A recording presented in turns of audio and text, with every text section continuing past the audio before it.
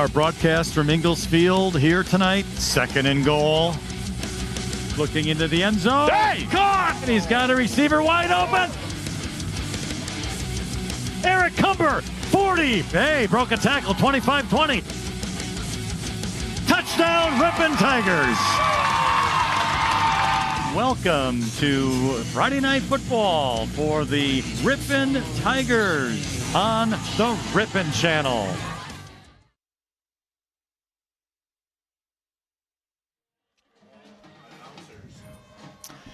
Good evening and welcome to the Ripon Channel for tonight's playoff football in the first round. We are glad to have you watching and listening tonight at youtube.com/Ripon Channel. It's Ripon Tigers football, playoff football tonight, as the Tigers travel to Little Chute to take on the Little Chute Mustangs, winners of the Northeastern Conference. Overall record, 8-1 for Little Chute, 7-0 in the conference. The Tigers, 6-3 overall, 5-2 in their South Central Conference.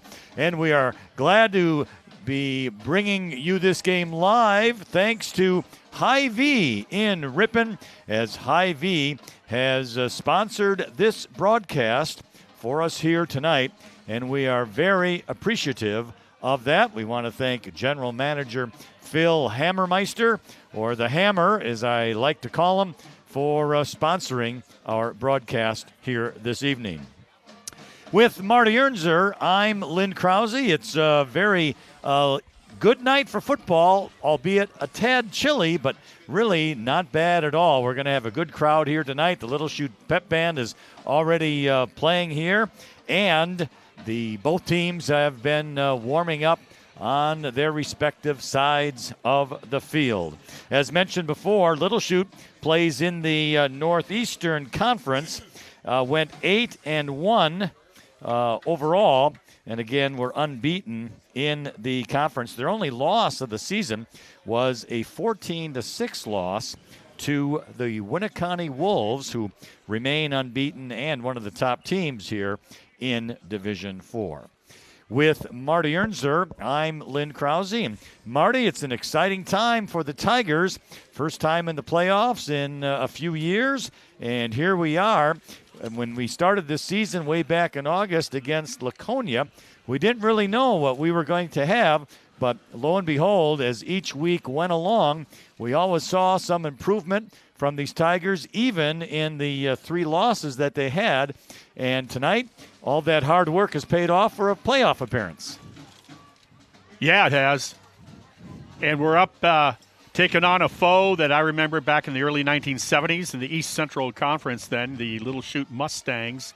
And same colors as it was back in the 70s. Yeah. And it sounds like they got a tremendous team. I mean, to lose by 1 score to start your season and then just get a whole list of W's after that and nothing but W's is impressive. That's why they got the number 2 seed after all. Yeah, absolutely. And this is a team, I guess, if you're going to compare them with anyone in the conference, probably like Berlin in a way. They run the ball mostly all the time. They do the triple option. They have 4 running backs that have gained a number of yards. Their Reese Joten is their running back who has gained 1,104 yards on the season. And Joten is going to be number 20 tonight. Their quarterback, Jaden Hermson, had 476 yards. Charlie Vandenhavel, another running back, almost 450. And Tyler Hippus, almost 350. Hermson, their quarterback, he, number 17, is a junior. And, Marty, they don't pass the ball often, but when they do, they're very efficient. On the season, he was 32 out of 40 for 392 yards, and that's pretty efficient. Very much so. Yeah, triple option. That's my generation. That's what it was. It was either wishbone, it was true option. Sometimes option at high school levels would be predetermined in the huddle who was going to get the ball. It wasn't a true read, triple option. Run out of the wishbone. A lot of teams would run it out of the power I. From what I understand, these guys like to slip a tight end in the backfield, and we'll see how they do that. If they go with double wing and then use the tight end as an indicator for blocking. Like an HVAC. But, I've been hearing that Hansen, the quarterback for the Tigers, was down this week with some illness. And hopefully, I see he's out there, team captains met, and he'll be starting. And we'll just see if he's 100%. You need to be in a game like this. No doubt about it. Just kind of reviewing the season a little bit, or at least the last game that the Tigers had against Adams Friendship. Eric Cumber, who has been a story all season long, again, over 200 yards, couple touchdowns. So on the season, Marty, he ended up with 2,599 yards rushing.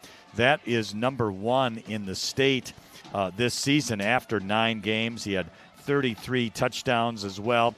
And I think for a playoff game, it's pretty safe to say how goes Cumber is going to see how this Ripon offense goes tonight. It is. When I was in high school in Colorado, we played with an All-American running back, and you can bet how Terry Miller ran was going to be how the team was going to finish up on the scoreboard. Yeah, no doubt about it. And so, which begs the comment, there's somebody in front of him blocking. Yeah. And I just wanted to make that comment. I'm thinking about this driving up here this afternoon up to the valley, and I thought there's five attention to detail, 5 things that I think are key, whether they'll come out with a W tonight. And those 5 things are Ben Gerke, Stephen Brunhofer, Owen Mueller-Wolf, Weston Page, and Matthew Riddick. And I think as far as that offensive line goes, so will Cumber, and therefore so will the team's success. And along with that, Marty, if Ripon can keep the ball on their offense and sustain some drives, obviously that'll keep Little Chute's offense off the field, and that'll give the Tigers a better opportunity. Yeah, the hard part about that is the only way that typically happens from what we've been witnessing this year is we'd have to have Cumber to just take a knee when he's in the open field because he has a flair for the dramatic. Not so much the 14 play, but more like the 4 and 5 play. Right, yeah. Where he's going to rattle off a 40, 50, 60, 70-yard run. Let's hope that's an issue that we have to be concerned with. Yes. Oh, we scored too quick. Absolutely. But this game, like most football games, will be determined in the trenches on both sides of the line of scrimmage. And the other thing I was thinking about was with when you look at the 2 conference losses that they went with, Ripon had this year, we got up to slow starts. At Waupun, what was that, week 3? Yeah. At Waupun, opening kickoff. They return it against our special teams. First play from the line of scrimmage, playing Berlin, about a 67, 68-yard touchdown by Martin, number 27 for Berlin, before we go, guys, we better get our game face on. You don't have time for that in a playoff game, so they have to come out and play well right away. I thought the Ripon offense did a great job of that last week, taking on the Green Devils of Adams Friendship. And with the triple option, most people who follow football, it's an assignment defense that you have to prepare for on the defensive end. And so it's a big night tonight for the defense, including like William Guthrie, the senior, Stephen Brunhofer, who last week had 11 tackles, Logan Stewart, Carter Bell, the freshman, Logan Beam, and then even like Travis Cumber had a pick 6 last week as well, Caden Coots. Those kids have to do assignment football and almost do it perfectly to stop a triple option.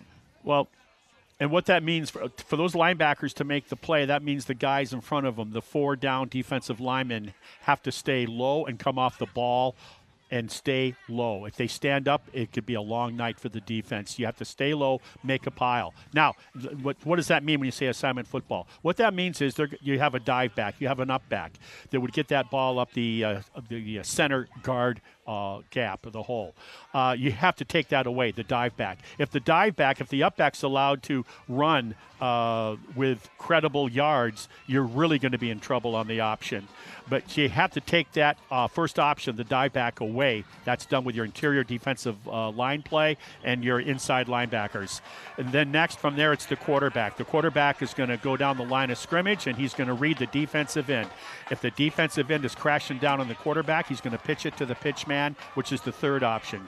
So dive back is option 1, quarterback is option 2, and the wide man, the halfback, is option 3 around the edge. And so if we talked about Coach and Selgrad in our pregame, if we can make that a quarterback make a decision sooner whether to keep or pitch faster than he'd like, the defense is doing a really good job. And along with that, Marty, maybe we can hope for some turnovers too, because when you're pitching the ball and throwing it out there, there's always a chance it can hit the ground. Yeah, that's a very good observation, because you're doing different things with the football that you don't do in most other offenses. It's either a direct handoff or 3-step drop, get your reads and get the ball out of the quarterback's hand. Here, it's about ball management. You're going to ride that dive back, you're going to fake it, or you're going to give it to him. You got to pull it out, and then the quarterback reads the end. Am I going to keep and turn upfield, or am I going to pitch it? So that ball is exchanging hands, as many as 3 people, all within 3-4 seconds. Yeah. For the Mustangs, again, 8-game winning streak after their opening loss to Winneconne. They really only had a couple of close games. They defeated Freedom 17-7. Freedom was the second team in the Northeastern Conference. And then Wrightstown, they defeated Wrightstown 15-13.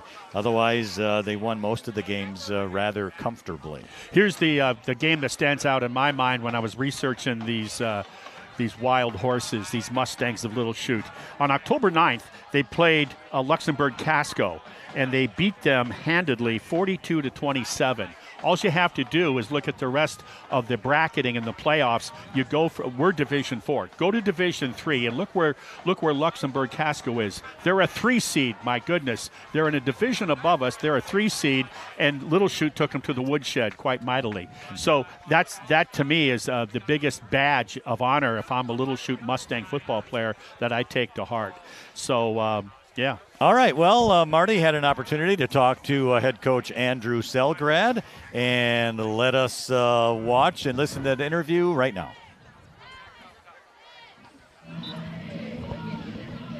Hey, there you are. Hey, everybody, Ripon is back. They say and what the we're talking about is Level 1 playoffs. Joining me, Coach Andrew Selgrad. Welcome. Thank you. Wow. In a couple of years, we've kind of turned things around, Coach. We got going in the direction we've been shooting for. Yeah, and we set a goal at the beginning of the season. After the season last year, our guys said we want to make the playoffs. That was their goal, and they worked really hard to achieve it, and now we're here. So really proud of them. Let's talk about what it took to get here. Last week, we finished up the regular season against the Green Devils of Adams Friendship. I believe that was one of the world's largest quarterbacks I've seen, at least in this side of the Mississippi. Yeah. What a nice game to end on going into the playoffs with what the offense did right out of the gate and what the defense was able to do and pitch a shutout. Yeah, absolutely. It was really nice to get a shutout finally. We played pretty good defense all season, but to end with a donut on the board is always a big deal. So.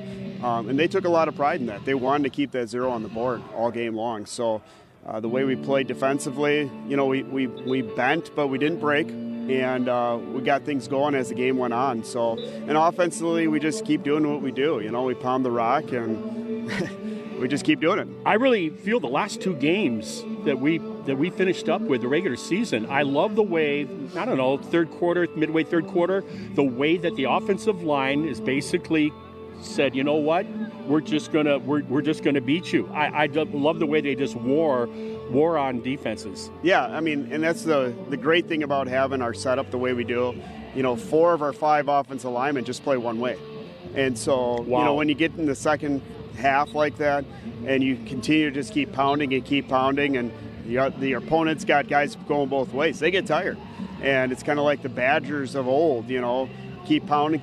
It's a slow blowout, and that's what you get. The one that does play both ways, number 54, I thought had one of his best games last week. Yeah, he plays. I mean, he's been playing really well all season. Steven does a great job both offensively and defensively. And that's the kind of leadership you want out of your seniors for sure. So here we are, Little Chute, former East Central Conference foe going back a few decades, the Mustangs. What do we expect from the Mustangs? I see that they lost their opener in a defensive battle, 14-6 to I believe undefeated Winneconne, a former conference foe, and they ran the table since. In a good conference. What do we look for them offensively tonight, Coach? They're going to run option. Coach Kromiker, he brought his offense from Appleton East, where he's run triple. He's doing a really good job with his guys. To run an option, they got to be well coached, and you can see that on film. They're really well coached, and they're physical. They're big up front all the way across the board, and so expect a lot of running tonight. Option is what I grew up in, so it's about taking away that dive back and hopefully trying to get some pressure on that quarterback, make him make his decision a little quicker than you'd like. Yeah, I mean that's what we're going to try and do tonight. Muddy the read a little bit, make him second guess, and that's the best way you can stop option is be disciplined and put a question in his head. And so that's what we aim to do tonight. Defensively, what do they run? They run a 3-4, traditional 3-4. So they got good guys up front, big D line like you'd want for a good 3-4 team, and they've got quick overhang. So, okay, here we are. I've been kind of giddy all day. I've been smiling just thinking about this. Back where we used to be years ago. I want to congratulate you, your coaching staff, your players, your seniors in particular, and what they've been able to do in just a few short years that you've been here. The ship has been righted, and now here we are, first level of playoffs. Fantastic. Yeah, appreciate it. Thank you. Yeah, best of luck.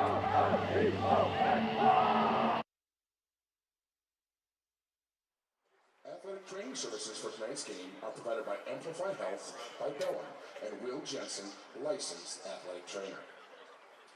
To honor America and for those defending our freedom, we ask those who are able to stand, remove your hats, and place your hand over your heart for the singing of the national anthem by Little Chute sophomore Lexi Skrupski.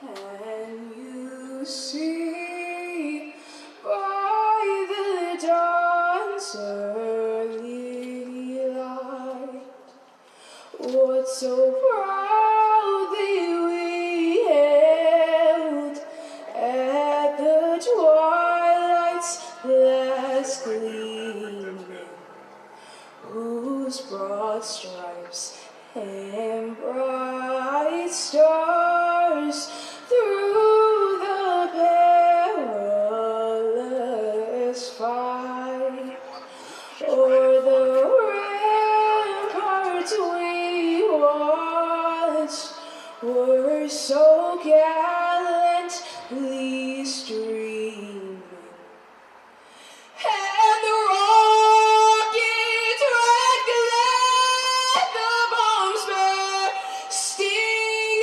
and gave proof through the night that our flag was still there. Oh, say does that star-spangled banner yet wave o'er the land of the free and the home of the brave?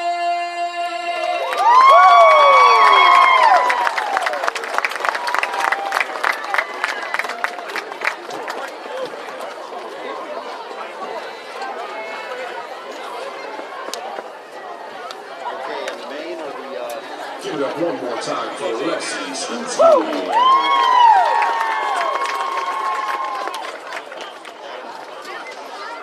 And now, for your starting lineups.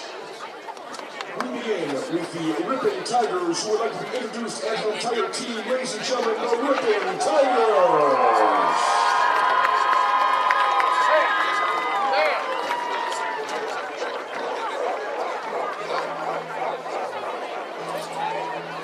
ladies and gentlemen, the starting offense for your Little Chute Mustangs. At center, number 60, Junior Barrett Taylor. At strong guard, number 72, a senior, Noah Facio. Number 73, a senior, Gavin McGinnis. At strong tackle, number 78, a junior, Brayden Shepard. At quick tackle, number 63, a junior, Eli Jack. At tight end, number 80, a senior, Trenton Ryan. Wide receiver, number 12, a senior, Garrett Dunn. And the other wide receiver, number 10, a junior, Trevor Harden. And the wing back, number 33, a junior, Tyler Ricketts. And running back, number 20, a junior, Reese Showtime! And at quarterback, number 17, a junior, Jaden Thompson!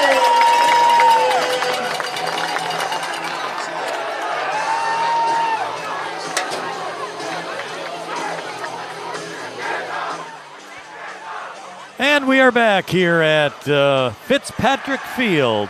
The public address announcer has gotten the starting lineups both for Little Chute, and of course Ripon always comes out as a team, and also a nice job by the Little Chute student who sang the national anthem. Captains tonight for the Tigers, number 4, Eric Cumber, number 8, Nathan Hansen, 22, Braden Dudzinski, and 54, Stephen Brunhofer. For Little Chute, captains, number 3, Caden Hoffman, number 9, Cooper Afa, he's injured, will not play. Number 72, Noah Facio, and 73, Gavin McGinnis. So those are the captains. The Tigers will be kicking off to Little Chute. So the Mustangs will have first opportunity here tonight on the offensive end, and we'll see what the Tigers defense can do. Marty? Probably some nerves on the Tigers. It's been a little while since they've been in the playoffs. No, not probably, absolutely. First of all, in football, you're going to have nerves before kickoff and during kickoff every time. I don't care if it's Pop Warner or if it's the Super Bowl in the NFL. But playoffs for these guys, they know they're the underdogs, referring to the Tigers, a 7 seed coming into the house of a 2 seed.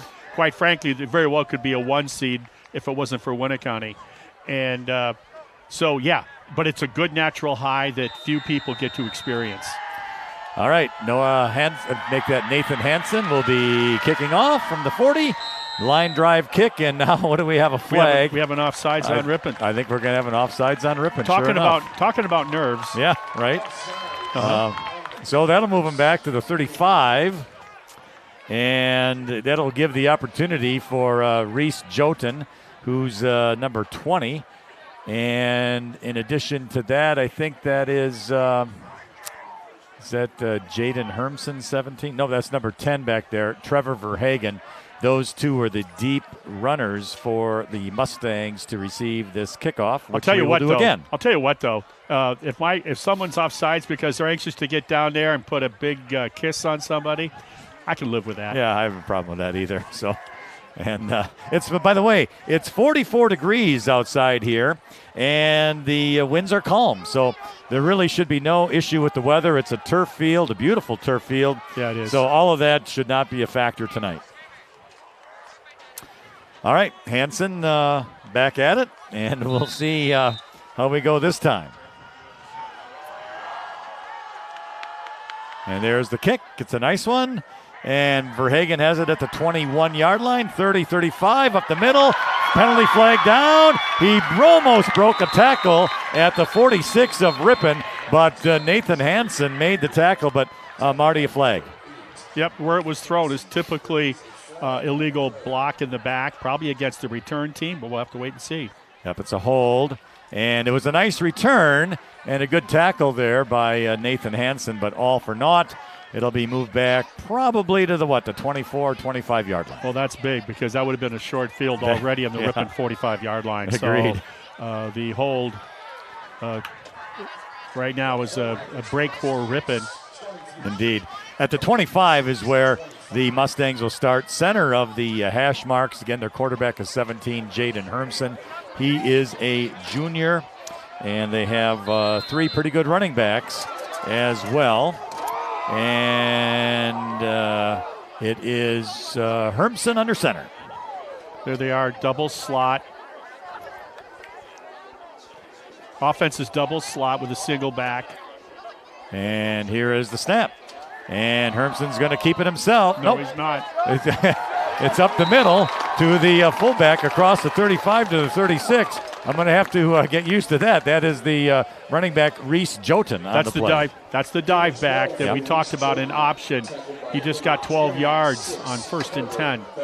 You have to minimize that success with a dive back if you're going to be successful defensively against triple option football. Okay, now Hermson is going to be out of the shotgun on 1st and 10 from the 37. Oh, it hits the Little Chute player, and the Tigers have recovered. Yes, they have. They have, and recovering the ball is Caden Coots. A big break for the Tigers early on. Here's the deal. What happened was he had a man in motion. Well, he's sprinting behind the line of scrimmage, parallel line of scrimmage. When the ball was snapped, it struck the motion man off his shoulder, so the timing was off. Good presence of mind there by the Tiger that fell on the loose ball. That's Caden Coots, the senior, and Ripon will have the ball now at the Little Chute 33-yard line, 1st and 10, and on the left hash mark. So a very good opportunity here for the Ripon offense coming off of that mistake by Little Chute. And see if they can move the ball. All right, so Hansen, low snap. He picks it up, goes forward, and he gets back to the line of scrimmage. He's lucky to do that. And hey, let's think about second this. Down. To start the game, Ripon jumps off sides on the kickoff. Little Chute on their second play from the line of scrimmage, the snap hits the motion man in the shoulder pad. And now Ripon, because they have the ball off that turnover of the Mustangs, the first snap is a grass burner right to the feet of the quarterback. Yeah, we were talking about nerves earlier. There's a lot of them out there on both sides of this line of scrimmage. The Mustangs and the Tigers will settle down, I think. The nerves will settle in a little bit. They understand the importance of this game as anybody does. All right, 2nd down, 10. Waiting the snap. Hansen, Cumber, right up the middle. And he's going to cross the 30 inside to about the 29-yard line. So a gain of about 4 will bring up 3rd down and 6. Tackling was Blake Resch for Little Chute. Yeah, it was that first snap on 1st and 10, their first offensive play. The snap was low. So it's kind of like they lost opportunity there. So they got no gain on that first play. So now you're looking at a 3rd and long here. So the officials put the ball right at the 30, so it's going to make it 3rd down 7. 2 receivers to the right and 1 to the left. Hansen in the shotgun, awaits the snap, has it. This is going to be Hansen keeping it. Oh, and he gets tackled from behind. Caden Hoffman read the play well and caught up to Hansen and dropped him for a loss. He never bought the fake handoff to Cumber. And good pursuit by that offside linebacker for the sack. Forces really ripping into, I think, a punting situation. Well, it's at the Little Chute 33. It's 4th down and 10. And we'll see what Ripon decides to do. Perhaps a quick kick, or Hansen's out of the shotgun with Cumber behind him. And then Connor Shardukian is the fullback to Hansen's right. They feel they're in nowhere land. Hansen back to pass. He slips, but he's going to get sacked for back to the line of scrimmage, and that's it. And that was 4th down, so the ball is turned over now to Little Chute. I think they wanted Martina or Mink in the middle of the field. We've seen that play quite a bit this season, but not to be. Hansen, his timing was off after he slipped on the field. It was the pressure by the Mustangs. They're going to have to do a little bit better job up front. I just think it's the nerves right now for these Tigers. They have to weather the storm here early on in the game. From the 33 of Little Chute, 1st and 10. Hermsen under center, man in motion. And it's going to be a handoff right up the middle. And that is Reese Joten with a nice tackle there by Caden Coots. And it's a gain of about 5 yards, though, so 2nd and 5 coming up. That's a good 1st and 10 play for the Mustangs to get 5 yards. This time it's Jaden Hermsen, again, under center.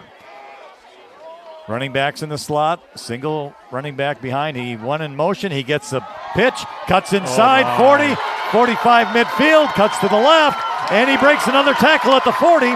Down he'll go at the 35-yard line. A big gainer for the Mustangs. It was just a counter pitch, meaning everything was going left, and then the quarterback pitched it out the back door to the running back away from where the motion was by the offense. There was nobody home for Ripon. And that one play goes way into Ripon territory to the 35-yard line. And it's 1st and 10 for the Little Chute Mustangs. Hermsen will get his team set under center. Man in motion again. This is a handoff to the fullback right up the middle. Just a couple of yards that time. Will Guthrie falls on the running back at around the 31-yard line. So probably a gain of 4. Will be 2nd down and 6. That time the Tigers were on it. Yeah, they went with the dive back up the middle, and they gang tackled. Good job by the visiting Tigers. No score here. Again, just underway. We're at the 7:40 mark here in the first quarter. Little Chute's first possession was a fumble recovered by Ripon, and Ripon was unable to get any yardage and turned the ball back over to Little Chute on downs. Yep, an unfortunate set of circumstances there, not being able to capitalize on that. 2nd and 6. Hermsen back to pass. He's a lefty. Throws down the field. It's caught. Breaking a couple tackles. And a touchdown is Trevor Verhagen. And that is a 31-yard touchdown pass play. Little play action pass there by the lefty quarterback for the Mustangs. You got the running game going with your dive back, and you got it going with your pitch man. And he did a good job of the play action pass, and his target was wide open. And he just broke a tackle, and away he went into the end zone. So it's 6-0. And we have the point after touchdown kick being done by Blake Roosh. Snap is a little high, but the kick is up. And it is no good. It was wide to the right. So a little break there for the Tigers. Touchdown with 7:15 to go in the first. It's now Little Chute 6 and Ripon 0. But Ripon will get the kickoff. Yeah, Ripon has to settle down. They're not, they're scrambled eggs right now on both sides of the line of scrimmage. So hopefully both offensive and defensive units for the Tigers have been out there now. They should be able to settle in. So starting with the kickoff return, take care of business there, and then the offense is going to have to demonstrate their ability to move the chains to respond to that touchdown pass. So it's it's supposed to be a fun time, right? Yeah. You're nervous. It's a very fun for us, really. It is so it is for all the moms and dads directly across from us. What a great crowd from Ripon to make it up here to the Fox Valley and Little Chute. Looks like we have Mason Mink, and I think that's Vincent Mink as well, the two deep people for the Tigers. All right. Those two, along with Bell, are three of my favorite return people out there. Vincent shown early in the year, mid-season. Mink, his capabilities of returning. I would think Bell would be quite good at it as well. Jackson Zarnecki will be kicking off. He is a senior for the Little Chute Mustangs. Yeah, and you say senior, man, there are a lot of quality juniors on this Mustang team. Oh, it hit a Tiger right at the 48-yard line and heads up out there, and good job. That is Weston Page. That was self-defense. Ripon will get their own ball at the 48-yard line. They're around at the 48, which is outstanding field position. Yes. That is the squib kick that I talk about. I believe Ripon should do. That's me. I'm up here in the booth. I watch. I conclude my own, draw my own opinions.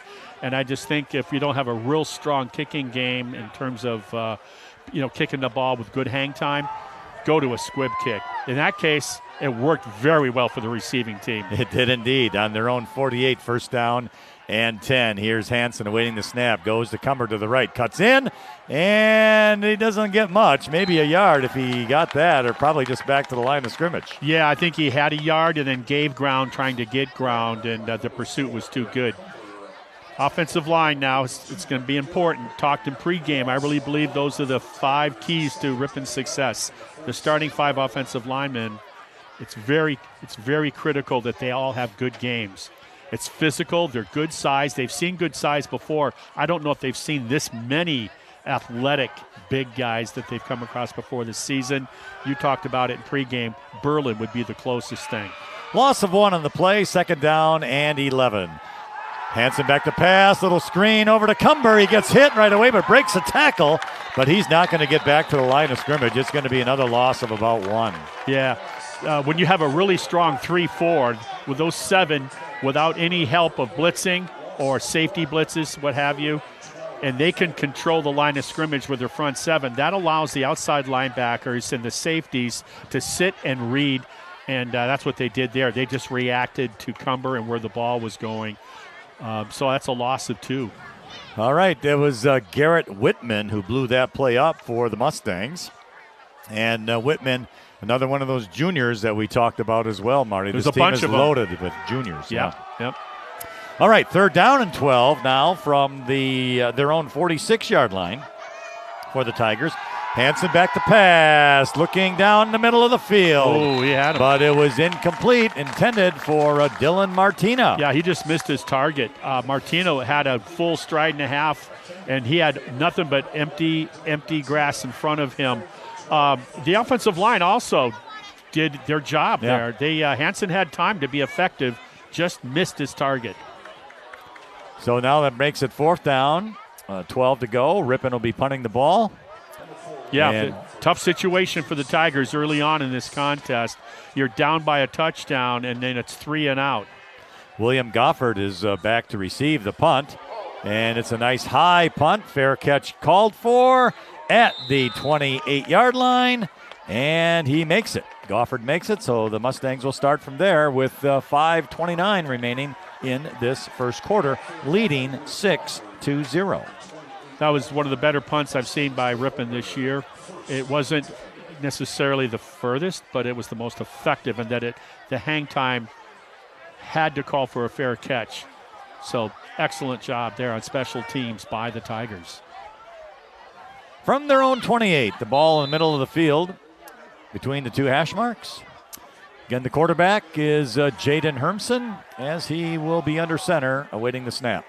Low man wins here. And it's to the up back, to the right side 30, 35, cutting to the outside 40. And he's going to get knocked out about the 47-yard line. And it's going to be Will Dragalovich making the tackle with help from Logan Beam. Yeah, right now the edge for Ripon is being controlled by the offense. Those defensive ends have to hold the edge. Cannot allow yourself to get sealed so easily, so readily. 21-yard gain to the 49-yard line of the Mustangs, first down 10. You've got to be able to attack this triple option. Hermson will go to the up guy. Oh, wow. Crossing midfield, 45, missed tackle, and down and around the 42. Looks like it's going to be enough for another first down for Little Chute. Again, Will Dragalovich at the bottom of the pile. Levi Thompson, you had a shot at him and you didn't wrap. You just dipped your head and you used your left shoulder pad. You got to wrap up. Let's go. And it is enough for a first down at the 41-yard line. So first and 10, Mustangs. Thompson, very capable defensive player. Handoff to the up back, crossing the 40, 35 outside, and goes out of bounds. And pushing him out there was Logan Beam, and Beam just a sophomore. But it's going to be enough for another first down, I believe. A gain of 10 to the 31. Yeah, not a good sign for a defense when your defensive backs are making all the tackles. And in fact, Coach Selgrad realizes what's going on right now, that all the momentum is with the host team. He's taking a timeout, probably going to get his defense all together and probably challenge them. Say, guys, we've been playing for this.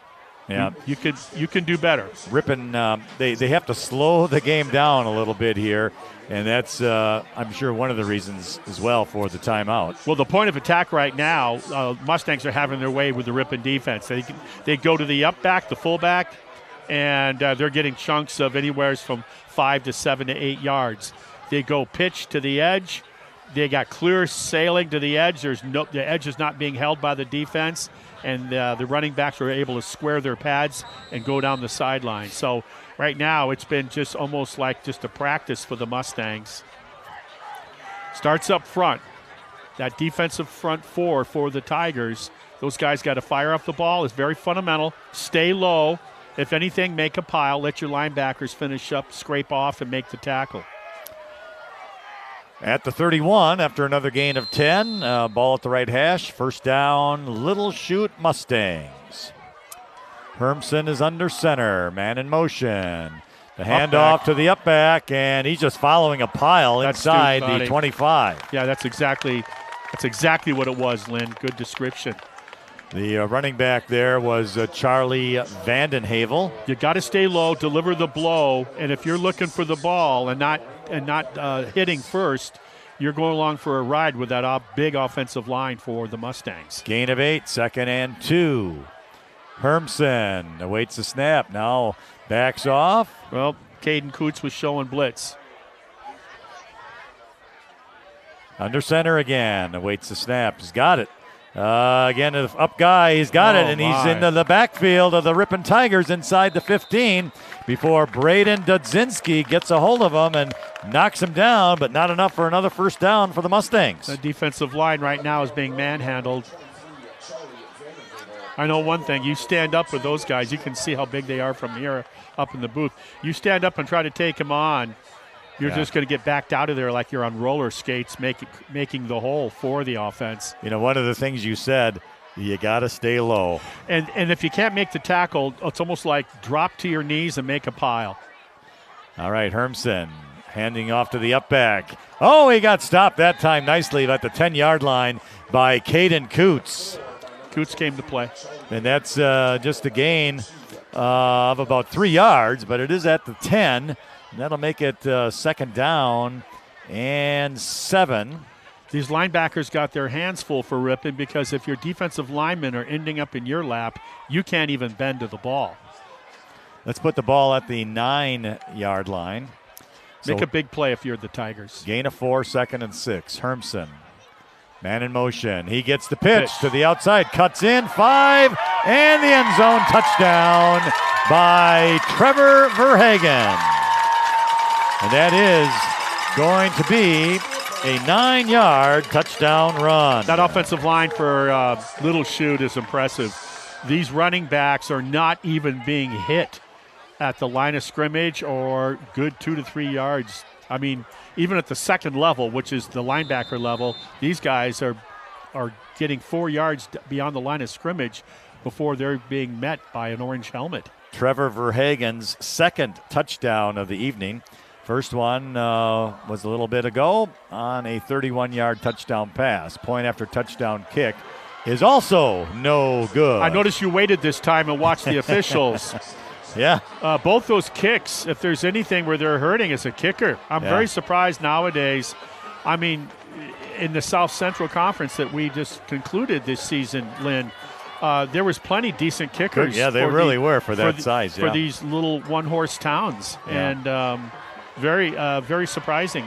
That could end up being an issue for this ball club. So anyway, Ripon now is definitely settled in. They got a full taste of both ways, offense and defense. They got a full taste of what the Little Chute Mustangs bring to the table. So they should all be settled in. Now it's got to be more of an emotional and a mental part of the game where these guys got to think about, okay, what is your job assignment? Every player there has an assignment. And I'm not just talking about triple option. Whether it's this kickoff return team, every blocker knows what his job is. You have to focus on the task at hand and don't get caught up and the crowd and the lights and everything else. Well, each play is very important, and now with the Tigers down 2 touchdowns, they're going to have to try and get a drive going here, get some first downs to keep that Little Chute offense off the field. Yeah, because right now they're just not moving the ball offensively. No. They had a chance with that turnover where they were deep inside the 30-yard line, I think. A Little Chute couldn't do anything. And then that kickoff that was we got it at our own 48-yard line and still could not move the ball. Well, here comes the kickoff. And again, it's a squibber. And it throws timing off. And it taken at the 21-yard line. And breaking a tackle is Carter Bell. But then he ended up going backwards, unfortunately, to about the 28. That's where the Tigers will start 1st and 10. So he broke one tackle, but couldn't get any more yardage. And now we have a Tiger down on the field. That's not good. No, he's been down. Teammate tried to help him up, which you don't want to do, and then he finally just waved him off. And well, let's see.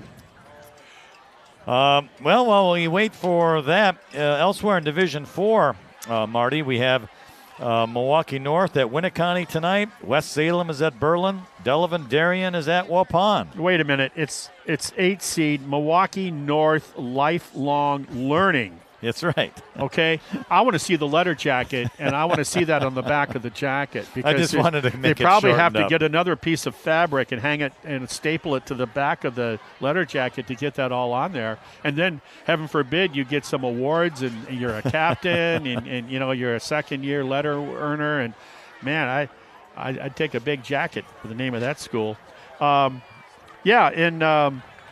What I realized, too, looking around the tournament in Division 4, there are 7 former conference foes of Ripon through the years that are in the tournament tonight. There's 3 teams that are in Division 3 that we used to play not too long ago. Plymouth, Port Washington, and then Fox Valley Lutheran. They're all in Division 3. Division 5, Omro and WLA are playing tonight, former foes. And Division 6, St. Mary's Springs, which is Coach Selgrad's alma mater, of course. Yeah. And Marquezan is also in Division 6, hosting Belleville tonight. Okay, and I think Marquezan is undefeated, too, on the season, 9-0. All right. From the 27, 1st and 10 Tigers, here's Cumber up the middle. And he's got some positive yards, but only maybe 1 or 2. That's about it. Yeah, they'll give him a couple. We're not used to seeing that. It's a log jam. It's all getting jammed up there. Whoever controls the line of scrimmage controls the game. And it's all Little Chute so far.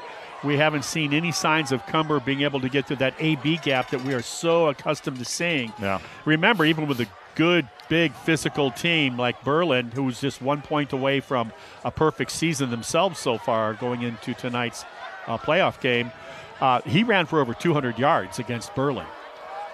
Gain of 1, 2nd and 9. Cumber this time to the left side. And there's nothing there. He's going to get stopped right at the line of scrimmage or perhaps even a loss of 1. Ripon offensive line unable to sustain their blocks. The defensive front is getting off those blocks immediately and bending to the ball. And if there's anybody that knows that more than Eric Cumber, I don't think there is. Yeah. And right now, so brings up a 3rd and long. And this is the 3rd offensive possession? 3rd possession, yes. And we've been 3rd and long all 3 times. It necessitates a passing situation. Last time this happened, we had a man open down the middle of the seam and just overthrew him. And the offensive line did a good job of affording Hansen enough time to get rid of the rock. 3rd and 9. Hansen, Cumber up the middle. Again, a gain of 1 maybe, and that's about it. It'll bring up 4th down and another punting situation for the Tigers. You got a block here, too. I thought the young man for Little Chute coming off the left edge was very close to blocking the last punt attempt, which happened to be one of the better punts I've seen this year by the Tigers. Is that Mink? Back to punt? Well, no, yeah, I think it's Mason. Yep. Little Chute receivers standing on their own 40-yard line. Good snap and good high punt. It's a back. It's a fair catch made at the 44-yard line once again by William Gofford. And Little Chute will have good field position here as we just have 22 seconds remaining in the first quarter. So we'll see if the Tigers can get a defensive stop here. Well, it starts on 1st and 10. They haven't been able to do that, so it's very basic. I would think they'd go with the up back here and just keep doing everything they're doing. Yeah. There's no reason to go to the air. From the 44, their own 1st and 10 for the Mustangs. Leading this one 12-0. Ripon needs to close the door on this first play. Hermson this time out of the shotgun, and he's going to hand the ball off. And a stop by the Tigers, tripping him up with Steven Brunhofer. And the running back did dive for a couple of yards, Charlie Vandenhavel. Take that back. His knee hit, loss of 1. Yeah, Brunhofer got him. He'll get credit for the ankle lasso that caused the tackle for loss. That's their best defensive play, certainly by far, here tonight. So now we'll get a timeout. Nope, end of the first quarter. Like I said, we're get into the first quarter. I guess that counts as a timeout, doesn't it? Yeah. So it is the end of the first quarter, and our score is the Little Chute Mustangs 12 and the Ripon Tigers 0. By the way, thanks to all the viewers and listeners we've had this season. I know they were just as excited and wanted to make sure we were going to bring you the game, them the game, I should say. And thanks to the efforts of the employee-owned Hy-Vee supermarket. That's right. Phil Hammermeister, who I finally got to meet in person. The Hammer. It came to fruition. They stepped up generously and provided the fee that's required, the franchise fee for WIA playoffs. And we're bringing it to you live. So we couldn't be more happy to be able to do that. I know a lot of Ripon people were so glad they'd be able to tune in tonight. All right, we begin the second quarter. Second down, 11 for the Mustangs at their own 43. Can they put two good plays back-to-back and make a 3rd and long? Let's find out. Hermson doesn't get his team set, stands up, checks the coaching side, and now we have a man in motion. The handoff right up the middle, and it's going to be taken by Reese Joten, and he's hard to go down. He crossed the 45 to about the 47. Very much about a pedestrian 4-yard gain. So defense, back-to-back plays, they seem to be settling in. Calls for a 3rd and long. So are they going to stick to their option, sprint out bootleg with the quarterback? Or are they going to just go, remember, their first score was through the airmail over the top. 31 yards. Yeah. They don't pass often. All right, 3rd down, 7 for Little Chute. Hermson is under center. He's going to hand the ball off right up the middle, midfield, and he's going to break some tackles inside the 35 before he's tackled down by Caden Coots. He wasn't even breaking tackles. He got brushed a couple defensive players. What great blocking on the seal on the inside. That kid is quick, Whoa. too, boy. He found that hole, and away he went. Well, he glides. Yeah. He's what I refer to as a glider.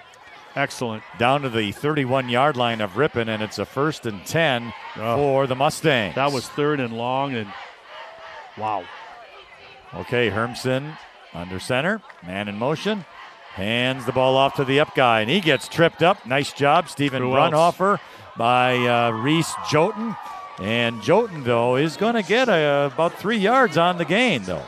During our pregame interview, I had to bring up Brunhofer to coach, just saying that my opinion was his best game last week on both sides of the ball. Offensively, blocking, and then what he did defensively was outstanding. Gain of 3 to the Ripon 28-yard line, 2nd down, 7. Best way to lead, number 54, does it by example. Hermson has the snap. He's going to go to the right, keep it. And nice Brunhofer job. Again. Oh, he kind of slipped Nice away job. from Brunhofer, but Braden Dudzinski was right there. There was a bunch of guys in there. Braden Dudzinski and even Levi Thompson was in there on the ankles immediately. That's a much better job. I look at gang tackling right there. Good job by the defense. It's going to be a gain of 2, though, to the 25-yard line to bring up 3rd down, 4. Don't be content. You got to get a stop here. Figure it might be 4-down territory. Tyler Hippis was the man in motion. All right, here is Hermson. Going to hand the ball off. Breaks free to the Wow, outside. wow, wow. 15, 10, 5, and another touchdown by Trevor Verhagen. And this time, 25 yards. This team averages a little over 30 points per game, and they give up about 10 points per game. They're right on track, certainly offensively. And Trevor Verhagen is having himself a night with 3 touchdowns with just 9:28 remaining here in the second quarter. So Little Chute will forego the kicking attempt on the point after touchdown. They will go for 2. So here's Hermsen under center. And he's going to keep it, rolling left. There's the pitch at the 5.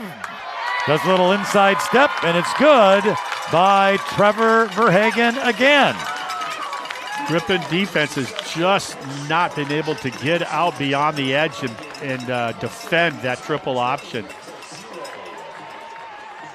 So they, after going 0 for 2 on point after kicks, touchdowns, they went old school on the 2-point, and they made it look easy. So 20-0, 9:28 remaining in the first half. Ripon still in search of getting their first down. Yeah, they have been unsuccessful. Haven't been able to get the running game going with Eric Cumber here tonight. And they've had some decent field position on a couple of possessions, but just unable to break free. It's all about what's going on up front. They will get another opportunity here with 9 minutes and 28 seconds remaining in this second quarter. And Little Chute will be kicking off once again. That again, Jackson Zarnecki. Trying to see who's back deep for Ripon. Can't get the number. Well, Vincent Mink was the player who was injured earlier and ended up going out. That might be him. Well, we'll find out here in a moment. I think I see a 10. Here's a squib kick again, and on the ball is Weston Page. Nice job. Way to go, Weston. Yeah, if he doesn't, he should be a catcher for the baseball team. I guess. He's got great reaction. Some quick reactions Soft there. hands. Absolutely. And he's just a junior. He'll be back getting some experience here all season and, of course, here in the playoffs. But more importantly, Ripon has, again, good offensive field position, Marty, at their own 48-yard line, just like previous, and it's 1st and 10. Yeah, they had it at the 48-yard line on the same type of result of a squib kick. Yeah. Same deal. Can they get into Mustang territory? Let's see if the Tigers can get something rolling here. Are they going to be forced to go through the air? Here's a handoff to Cumber. He's going to break free into midfield territory, so at least a gain of 2, and it'll be 2nd down and 8. Yeah, nobody's able on the offensive line to get ahead at the second level. In other words, linebackers are being unchallenged. If you're a linebacker for Mustangs right now, all you got to do is just follow the ball and go to the ball. They don't have to. They're not having to, shake off any blocks. We haven't seen Cumber get to that second level and get through it yet. All right, midfield, 2nd down 8 for Ripon. Hansen out of the shotgun, gets a snap. Cumber, and he gets hit in the backfield. Down he goes by Reese Jotun. And that's going to be a loss of 2 back to the original line of scrimmage. And Marty, we sound like this is more of the same broken record. This is instant replay. This is what we've seen all 4 possessions so far by the Tigers. Now it's 3rd down 10. Ineffective rushing game because the offensive line right now for Ripon is just being manhandled, and now brings up that 3rd and passing situation again. Those 2 guys for Little Chute at the line, Noah Faccio, 72, Gavin McGinnis, 73, both captains and both seniors. They're really plugging up that hole. All right, Hansen back to pass on 3rd and 10. Goes over to the right side. Caught at the 40. Nice grab. Oh, the ball came loose. So is it going to be a catch and fumble or incomplete? I think he was on the ground. I think it's a catch, and he was on the ground. And it's 1st and 10. That's what it's going to be. A nice catch out there by Dylan Martina. And it is going to be a catch, and it should be a 1st down for the Tigers, and it is at the Little Chute 39-yard line. Nice job by Ripon. And Martina was down. Ball did come out, but he was down, as the official said, and it's a big first down. I'd come right back with play action pass again, but I would ride Cumber. If the O-line can give you just a second, one full second of riding Cumber and then pull it out and look for that open man. Doesn't have to be a big one, just a quick slant in behind the linebackers. Get yourself 6 to 8 yards. Pass was right on target as well. Here's Hansen. 1st and 10, low snap. Cumber up the There you middle. go. There he gets inside the 35 to the 33-yard line. Best run of the night for the Tigers and for Cumber. And that was off of a low snap. That tells you we haven't seen a lot of that this year. That just tells you what's going on up in front. The center has his hands full right now with those two big seniors you were talking about, those two interior defensive tackles. That's a gain of 6, so it makes it 2nd down and 4. Very manageable for Ripon here. Again, the ball at the right hash mark. Easy for you to say you're up here. Yeah, right. Hansen got the snap. Cumber, and he just runs right into a pile. Nowhere to go. Looks like he lost a yard. Yeah. They're just blowing up every play. Yeah. The interior line play of the Little Chute defense. So loss of 1. Back to the 34. Brings up 3rd down 5 for Ripon. Again, they're down 20-0 here. Clock rolling, 2nd quarter, 6:15 remaining. All Little Chute here in the first half. Ripon just getting their first down through the air, ironically. Yeah. All right, let's see what we have here on 3rd down 5. Well, you got to believe it's a pass. Hansen back to pass down the middle of the field. Oh, it's intercepted at the 20-yard line. Return 25-30, cutting in 35-40, and down he'll go about the 43-yard line, intercepted by Reese Joten. If the pass would have been just a little higher, he had the receiver open. Nice pick. It was. 20 read it perfectly. Nice job. It was a good route too. It was sort of like a mini post, and he was open. Yeah. But he had to drop it in the bucket, and it just didn't have enough air under it, like you said. All right. So the ball at the right hash mark, their own 45-yard line. 1st down 10. Little Chute at the interception now at the 5:49 mark here in the 2nd quarter. Ripon offense finally showed some life here. That's the good sign. Now can the defense get a stop? Yeah. It is so crucial to not give them another score before half. Here's Hermsen. He's back to pass. Going to do a little screen. It's caught. Nope, incomplete. He saw the footsteps.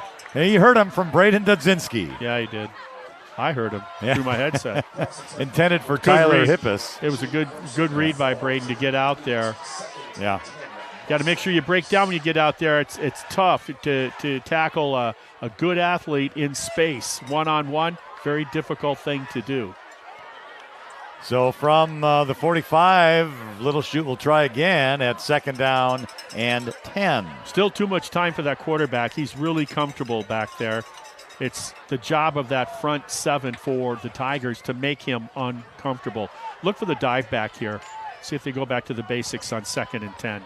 Jaden Hermsen, the quarterback, under center. And it is, the quarterback kept it this time. And he gets just a few yards. Dragged Will Guthrie there. And you're going to call it a gain of 4 to the 49. 3rd and 6 coming up. Big 3rd down for the Tigers. Ripon has to attack. You can't sort of like hit and try to read and then bend to the ball. You just have to, in your little square turf that you're in charge of, you got to win the battle with the guy across from you right now on 3rd and long. Don't look for the ball too soon. You got to defeat your man first. Big play here for both teams on this 3rd and 6. Hermsen will hand the ball up the middle, and the running back doesn't get it. He's going to be about a yard shy, but it was a good run nonetheless. What Little Chute does so well, it reminds me of Berlin. In fact, I think Berlin even does it better than Little Chute. Their lead blockers downfield are outstanding. They're all joined at the hip, and Berlin did it it's better than anybody else this season. 4th and 1. Oh, the ball was tipped in the air, and Hermsen was able to keep it on a quarterback sneak, and he did get the 1st down. That was a tough break for the Tigers. Now we have another Ripon player on his back at the 43. I don't like that because a lot of times what happens is you're getting rolled up on. That's a big pile. Yeah. They went quick on that quick count on that quarterback keeper. Well, I'll tell you what, he is down, and that comes with 4 minutes and 33 seconds remaining in this second quarter. And let's see, what else we can tell you that in Division 5, when we talked about other area teams, Marty, Laconia got into the playoffs with just 2 wins, playing at Grantsburg tonight. They're an 8 seed playing on a 1. Yeah, Omro at Tomahawk, which we mentioned. Westfield they're an 8 seed playing a 1, Omro. I think Omro just had 3 wins in the season. Westfield at Prairie du Chien. And then we said Arcadia at Winnebago Lutheran. Division 6, we mentioned already. Mayville's a 1 seed. WLA out of Fond du Lac, they're a 4 seed taking on a 5 seed at Arcadia. Yeah. And Division 6, we said Springs at Lemira and Belleville at Marquezan. Division 7, couple of teams. Shiocton at Oshkosh Lourdes. That's played at Titan Stadium.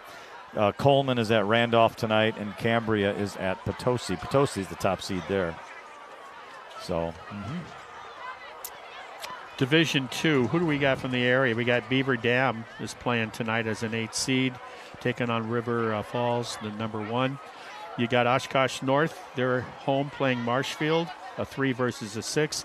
Kaukauna just had to drive through Kaukauna to get here. Kaukauna, they are a 7 seed on the road, way over there at Rice Lake, a 2 seed. Oh, yeah, that's a trip. Yeah. And then Division 3, Port Washington, one of our old foes. Talk about a football program. Right. Yeah, they're at number 5. They're at number 4, Washington Fuller.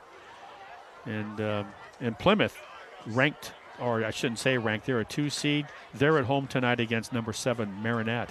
So it's kind of interesting to see these other teams that we have been associated with in other conferences over the last several years to see how they're doing. The one team, of course, that really stands out, is the Wolves of Winneconne.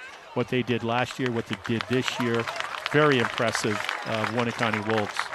I think that is Will Guthrie, the big senior. Yep, 99. For the Tigers. He's shaken up for sure, and that's going to leave a big hole in the middle of the field. He was playing nose tackle here on all of the defensive plays, not only tonight, but basically all season long. They kind of moved him along the defensive line, so that's a big loss for Ripon. And he's walking off gingerly, and he has some assistance as well. All right, well, it's 1st and 10. The ball at the Ripon 44-yard line. Ball at the right hash mark, and the drive continues for the Mustangs. Well, let's hope Guthrie's okay, that it's something of the minor nature. Hermson under center. And he's going to pass to the left side. Caught at the 40. Brandy doesn't break the tackle, but he gets some yardage. Nice tackle out there by Logan Bean. There was nobody out there on him. Garrett Dove was the safety, receiver. The safety wasn't within 12 yards of him. I get it. You're so conscious of the success of the running game by the Mustangs. But gain of 16, yeah. It's almost like, and we're coming off of that injury, that official timeout. I was surprised we gave that much room. All right, from the 28, 1st down, 10. Here's the handoff right up the middle to the running back, Charlie Vandenhavel. And he doesn't get much, but a couple of yards. Our safeties are we're given 10 yards. Normally, normal depth, standard depth, certainly in high school, would be about 7 yards. We're given about 10 on that. Gain of 3 to the 25. And it's going to be 2nd down, 7. Hermson. He gives the ball up the middle again. Wow. And down he'll go at the 20. Nice tackle there by Weston Page of the Tigers. Yeah. So it's going to be another gain of about 5 yards. So it'll bring up 3rd and 2. Yeah, that's too many yards. We talked about in pregame how that up back, the dive back through the A gap, you want to minimize his success. And Ripon has not been able to do that. And everything comes off of that. And we've seen what they can do, the offense for the Mustangs. 3rd and 2. Hermson And, that. Nice job, Levi Thompson. Well, that's called attacking, and that's the first play by the defense tonight. Yeah. That he shot out of a cannon and made a play. But anybody did. We've been waiting for them to get past the line of scrimmage and then arm tackling. That was a great job, the best defensive play tonight by anybody for the Tigers. Loss of 2. Charlie Vandenhavel was the running back. Brings up 4th down. Good job, Levi. 4th down, 4. If you got a taste of that, you want more. And Little Chute not set. They'll look into the bench. Watch for number 20 here. They'll try it again. And the handoff to the running back. He goes off the right guard, up the middle. Still going inside the 5, down to the 4 is Charlie Vandenhavel. I said 20, I meant 23. And, wow. Yeah. He made it look so easy, but what blocking. My goodness.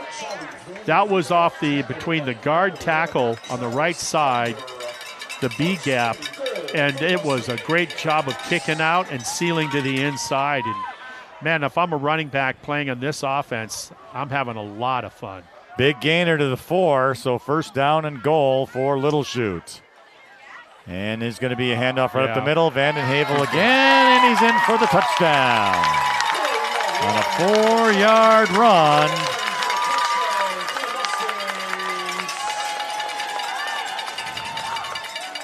And that will increase the lead. I believe that was going to be 33. Tyler Hippis on the carry that time. That was a 4-yard run. So that makes it 26-0 with the extra point. They have coming up. They have 4 quality running backs. All are juniors on this team. So if they think they're good now, who knows what they might be a year from now.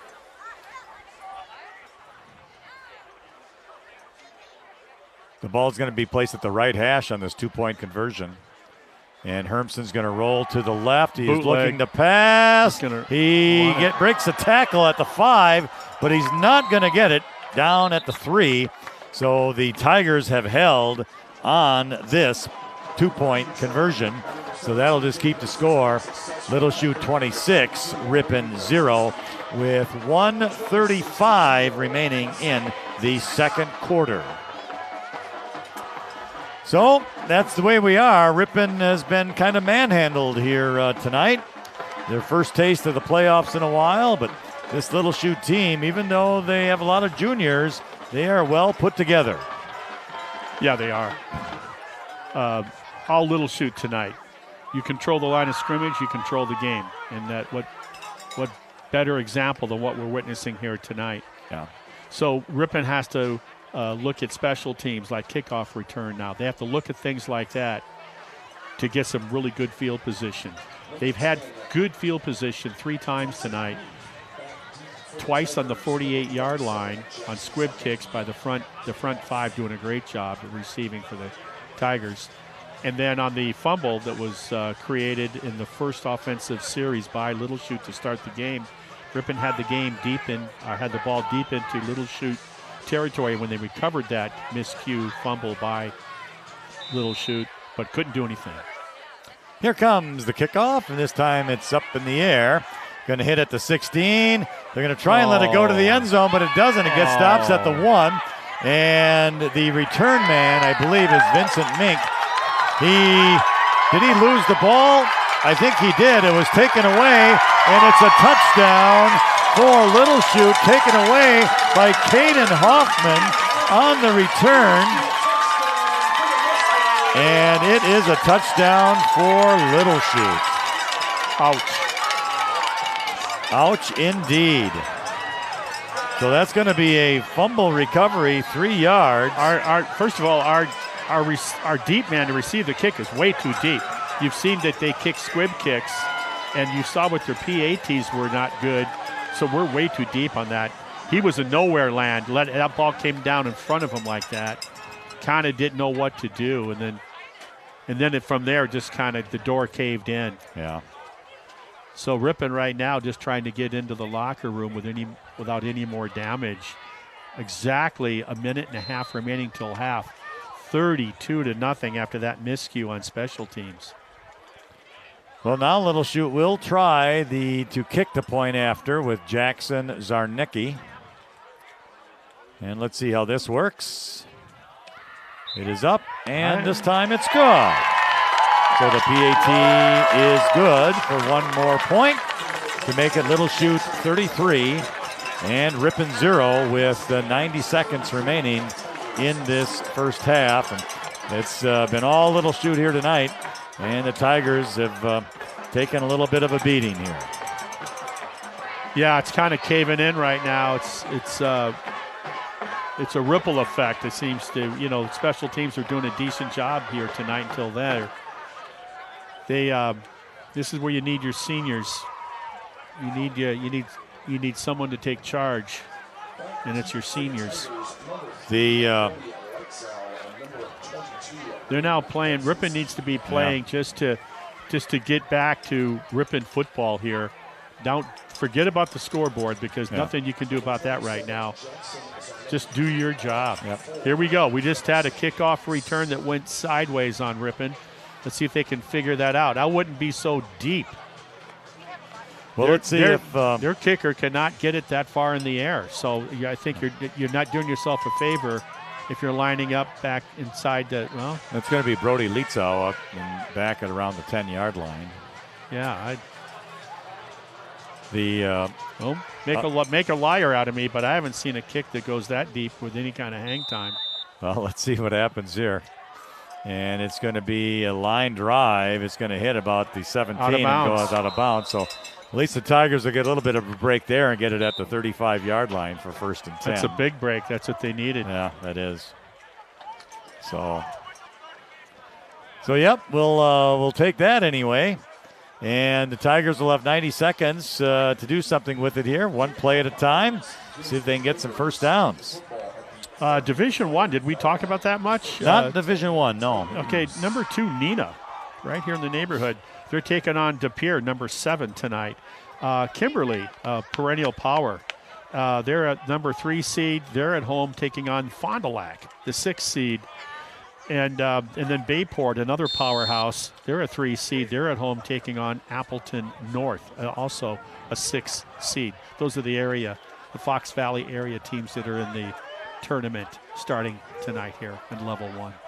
1st and 10 from their own 35. Hansen gets the ball, going to look the pass, goes left, and it's a little high and falls incomplete. Dylan Martina, the intended receiver, and it'll go down now to 2nd down and 10. Hansen's accuracy is just a little off. And I like the patterns. I like the way our receivers are getting open. They're reading it. They're sitting down. They know where to sit down in space, and they're just a little off the connection between quarterback and intended receiver. They're just off a bit. All right, so 2nd down 10 for Ripon. Again, it's Cumber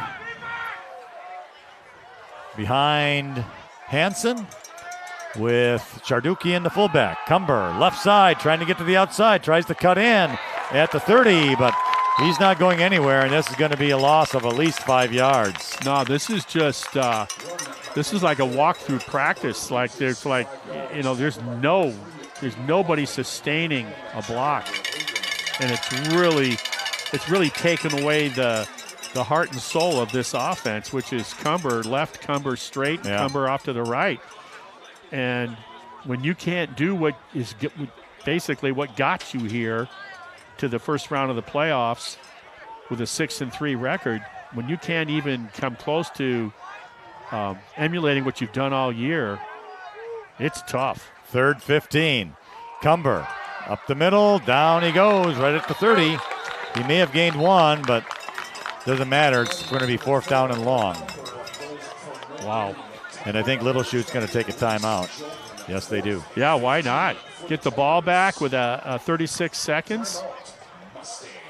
Yeah, so it's going to be 4th and 15, no gain on the play. And yes, Little Chute does take a timeout. And they will try and get another one on. There's only 36 seconds to go in this 2nd quarter. So, Yeah, Reese Roten had over 1,100 yards rushing, number 23.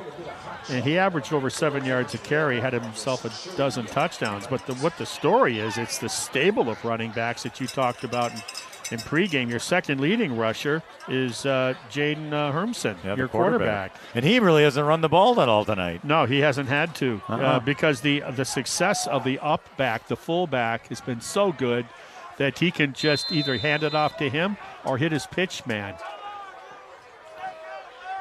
So Ripon will They're punt. going for the block. And it's a high punt. It's going to hit in Ripon territory at the 48.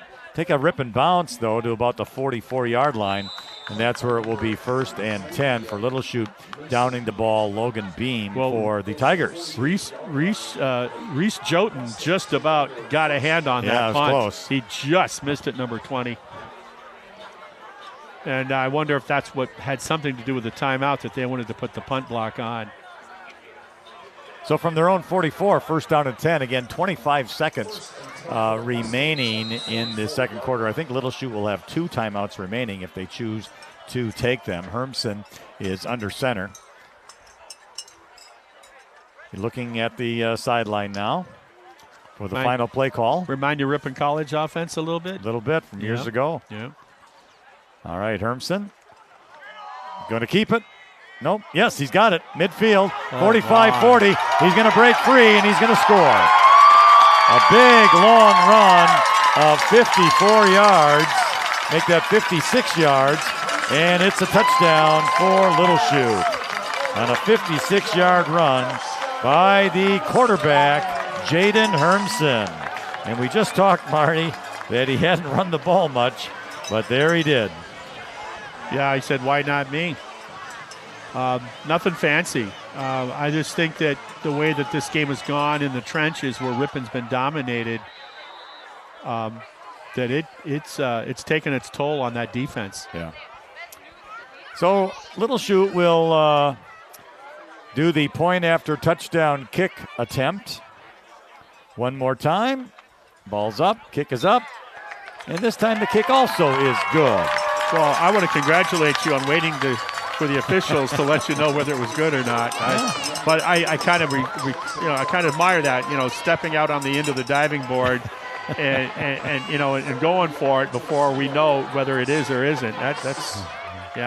Well, it's now 40-0 as we have 14 seconds remaining in the first half, and the second half will go rather quickly with the mercy rule in effect here for this game. And Little Chute will be kicking off.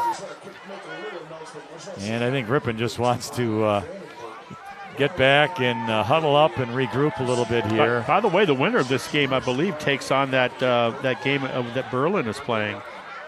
The Berlin-West Salem game, huh? Yeah, I believe that's it. And we didn't talk about that, but West Salem, if that school sounds familiar, well, that's who Ripon beat to get their second gold ball in the trophy case in the state championship, was West Salem. They also have the same colors, if memory serves me, black and orange. And Scotty Gillespie, among others, was the quarterback on that state championship team. 05? Oh, yes. Yep, that is correct. 03 was the first. 1999 was the first time Ripon qualified for the playoffs and almost had a chance to beat the number 1 seed Chilton. There is the kickoff. Going to be taken at the 13-yard line. 15-20 up the middle. And across the 30-yard line. Nice run. Mason Mink. Haven't had a lot to cheer about. And Mason Mink with a nice job right there, the sophomore. And that actually ends the first half of play.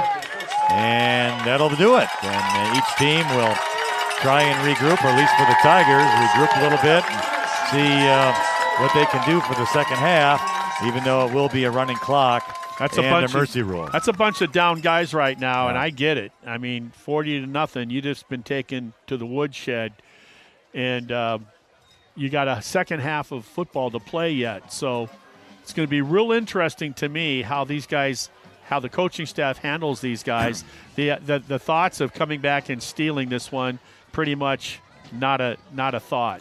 So it's how do you want to finish up your high school season 2025, and for the seniors, for most of them, if not all of them, the last high school game or the last football game they might play. And so we'll see how they do. Yeah. Well, as far as Little Chute goes, they had 3 touchdowns early, right, with Trevor Verhagen on a 31-yard pass from the quarterback Hermsen, then on a 9-yard run at the 2:41 mark in the first, and that was 12-0. Then we move on to the second quarter, and Verhagen on another 25-yard run with a 2-point conversion being good at the 9:28 mark. Then a 4-yard touchdown run by Tyler Hippis, and that was just with a minute 35 remaining. And then they scored 3 touchdowns in a matter of a minute 35. The 4-yard run by Hippis, a 3-yard fumble recovery on a kickoff, and then the 56-yard run here by the quarterback, Jaden Hermsen. So that makes it 40-0, and we are now at the half. So we're going to take a break here on the Ripon Channel for the halftime, and we will be back to bring you the start of the third quarter on the Ripon Channel. Again, our halftime score is the Mustangs 40, the Tigers 0. We'll take this break, and we'll be back when the third quarter begins.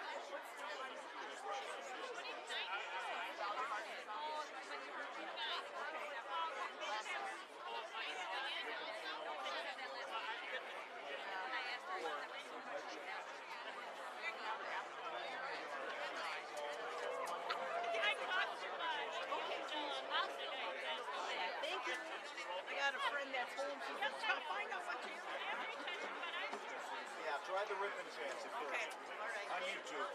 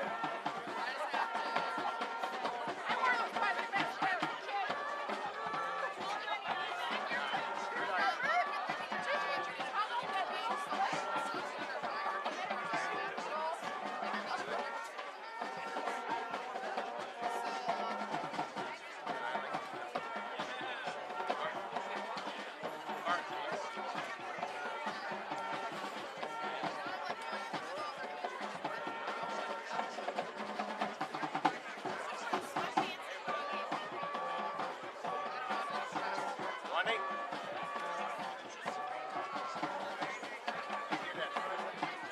Hot chocolate?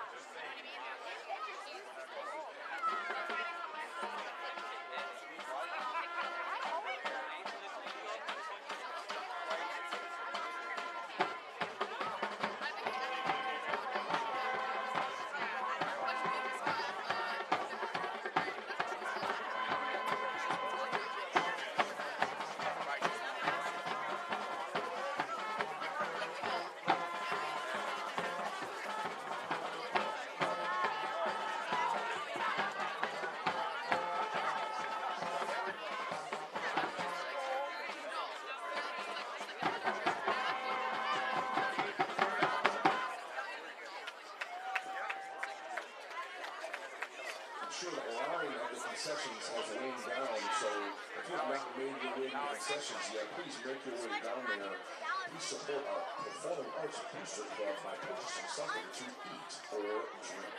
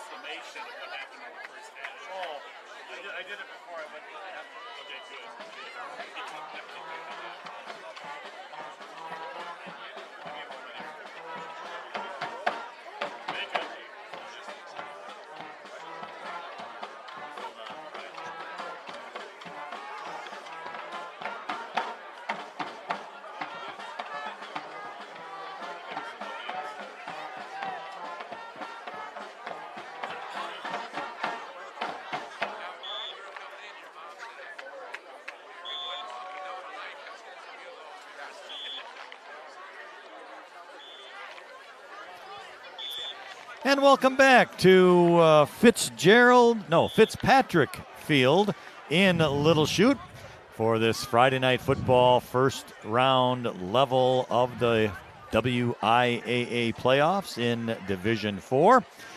We are here live and in living color on the Ripon channel. And of course, we want to thank Hy-Vee of Ripon for their sponsorship here of this game tonight and making it available to you, the watcher and listener.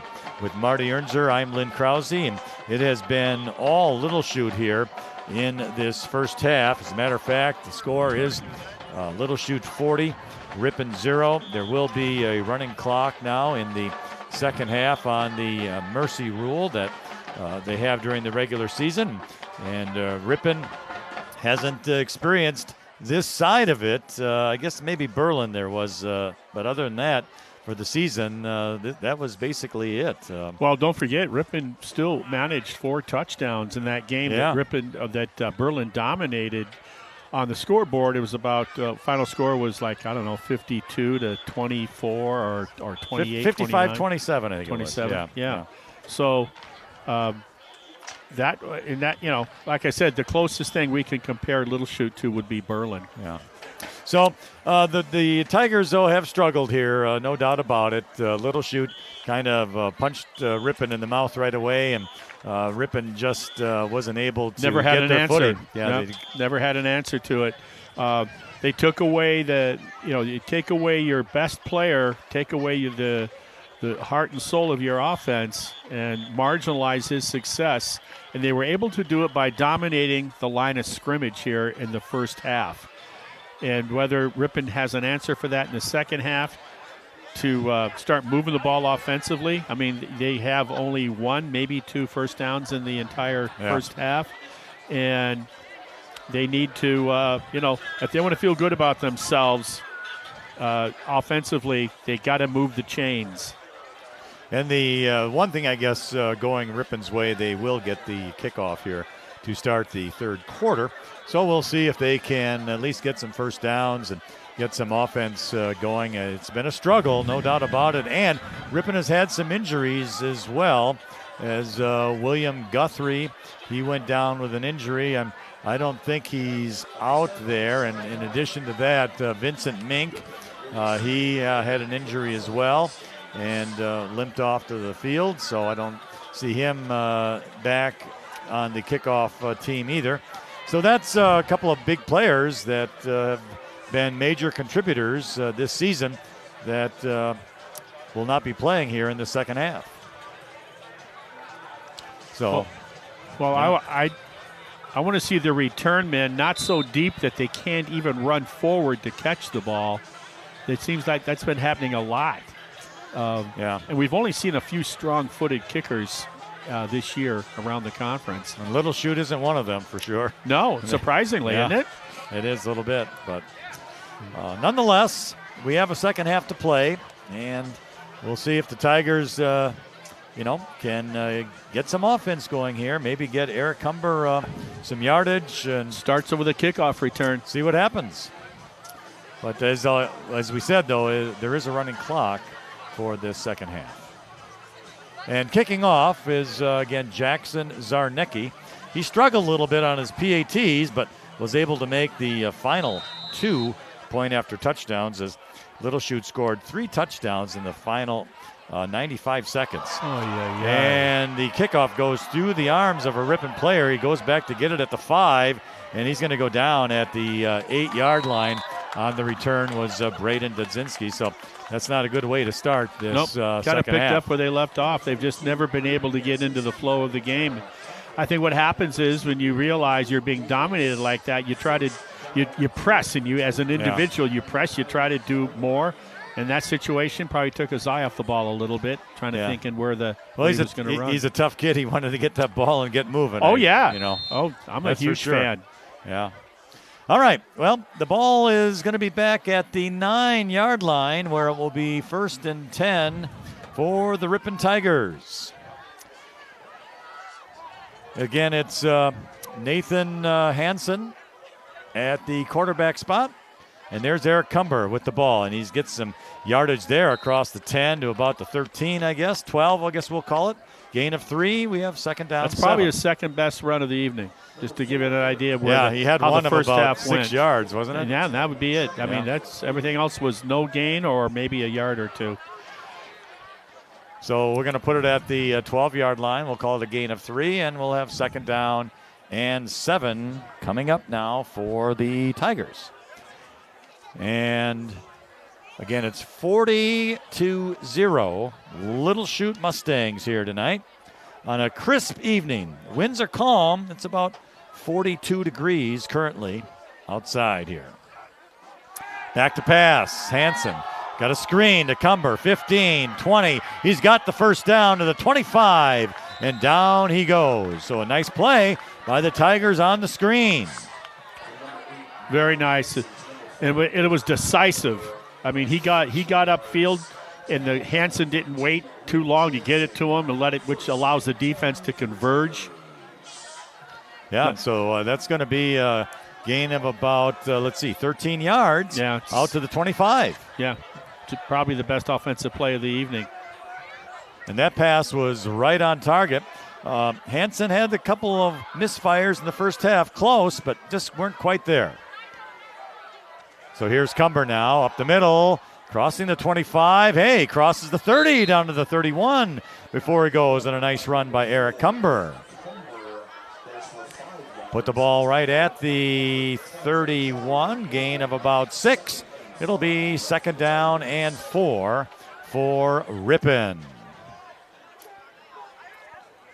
Got something going here. They got an offensive rhythm. Haven't had one. They were denied by the defense of the Mustangs all first half. They now have been able to mix the run with the pass, and it's opened up their offensive arsenal.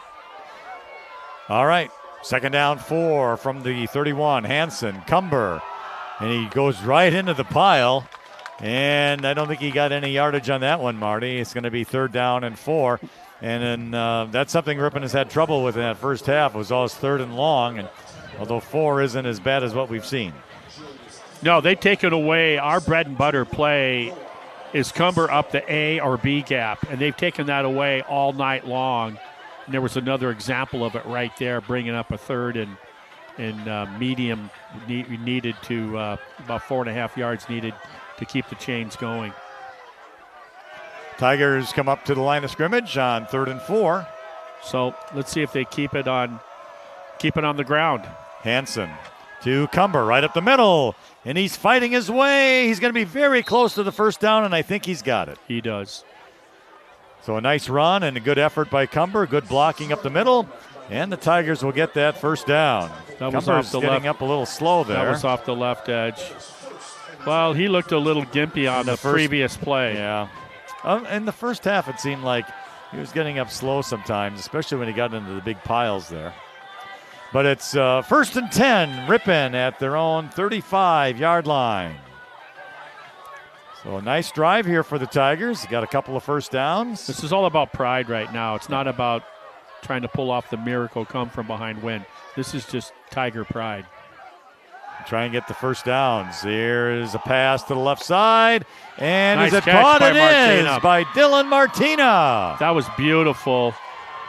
led him perfectly. He's the only guy that could have got that because the defender was right on Martinez. Yeah, well covered. On a deep out. Yeah. Beautiful execution by both the quarterback and Martina, the receiver. Nice job by Hansen. And that completion goes out to the 47-yard line where it's going to be first down and 10 for Ripon. Nice looking play that time by the Tigers. So the ball is going to be at the left hash mark, 47-yard line, and first down and 10. Back to pass again, Hansen. Oh, he got sacked. The ball's loose, Ripon but Ripon is recovered at their own 38-yard line. Wow, that player was Garrett Whitman. The backside of Hansen was totally exposed. He never saw it coming. My goodness. And that's a big loss there. It's going to be at least a loss of 9 That's a hit. yards. Ooh, Hansen felt every bit of that jolt, I'll tell you. So it's going to be, let's see, second down and 19. Check that, third down. Second down, 19. The loss way back to the 38-yard line. And yes, Garrett Whitman on the blind side of Hansen came by in a hurry. All right, 2 receivers right, 1 left. See what Hansen does here. Gets a snap. Here is Cumber up the middle. Nothing. And just maybe a couple of yards of the 40-yard line. And it'll bring up third down and very long. Probably 17 yards to go here on this third down for the Tigers. Yeah, that left side, 2 plays ago on that quarterback sack, the left side just collapsed for Ripon. It was a free sprint to the back of the quarterback. Yeah. Surprising that Ripon even was able to get the ball back. The old lineman fell on it. I think that was Brunhofer who fell on it, too. I think that was him. I guess I didn't really look that closely. But it's at the 40, and it's third and very long. Hansen out of the shotgun. He has got the ball. Here's Cumber. Nope, Hansen's going to keep it. And he's going to get some yardage out to the 49. No. And it's going to be short of about 7 yards, but a good gainer for the Tigers to bring up fourth down 7 for Ripon right at midfield. A lot of Ripon players getting off the turf slowly, I'll tell you that right now. Yeah. Little Chute is banging them up, that's for sure. Ball exactly on the 50-yard line. Yeah. They're going to need about 7 yards if they want to maintain possession here. And let's see, the Tigers, they're going to go for it. Oh, yeah. And get an extra offensive play in here. Let's see what they do. Receivers right and left, 2 to the right. It'll be a pass. Hansen back to pass. Rolling to his right now. Goes to Cumber, but he led Cumber a little too much. Well, he needed to pass it right away. If you were going to commit to that, because everybody knows where number 4 is. Yeah. You got to get him the ball right away when he as soon as he got out to the flat, give it to him. Because even if he catches that, it's going nowhere. So the ball will remain at midfield. And this time it will be first down and 10 for Little Chute right at midfield. Again, clock rolling. It's the Mustangs 40, Tigers 0, 3:45. Little Chute takes over on downs, first and 10 on the 50-yard line. And it's Hermsen and under the quarterback, and he's going to hand the ball to the running back. Good defensive play, gain of just 3 yards. Braden Zazinski, first guy there. Good job coming in from that right defensive end position. Weston Page as well. And it's gain of 3, and we'll have second down and 7 coming up here for the Little Chute Mustangs. Oh, new quarterback looks like now. Or is that just he's just bringing in the play, I beg your pardon. Henry Knutson is number 19, just a sophomore. On this second down and 7 play. Hermsen under center, and it's going to be a handoff right up the middle, and a nice stop there. Just after a gain of a couple there, hitting him was Kyle Schleyline. Schleyline, just a sophomore. Good gang tackle. And it was a gain of about 2 yards, 2.5. It'll bring up third down and about 5 for the Mustangs.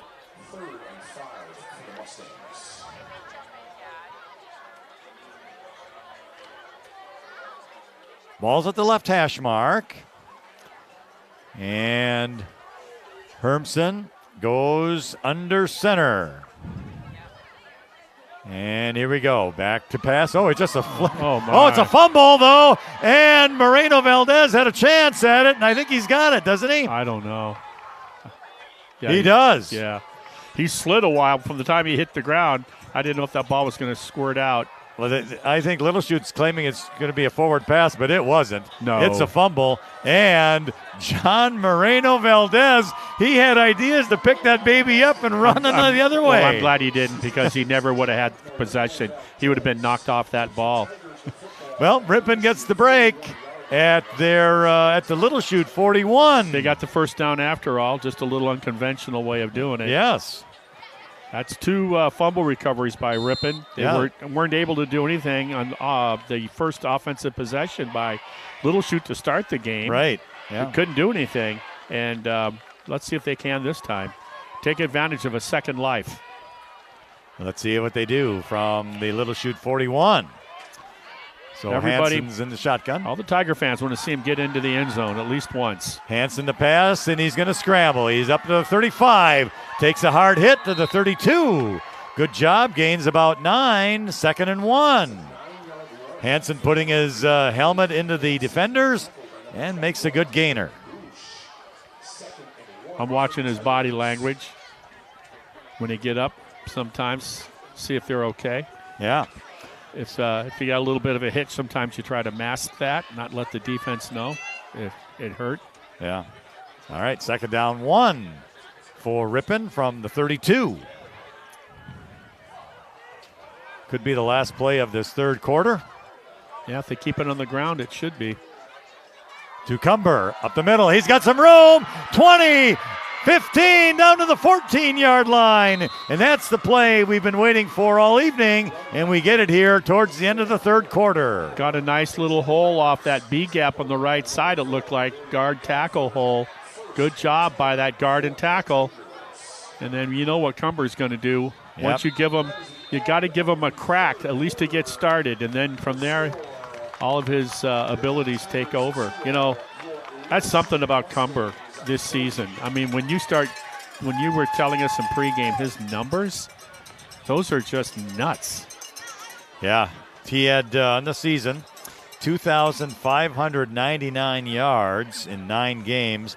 The next player, Marty, was a kid from Green Bay, Kingston Allen, 1,695 yards. And if that name is familiar, he is the first cousin of Braylon Allen, who played at Fond du Lac and is now with the New York Jets after going to school at Wisconsin. Right, that's how he's rewarded. He gets to go to the Jets. Yeah.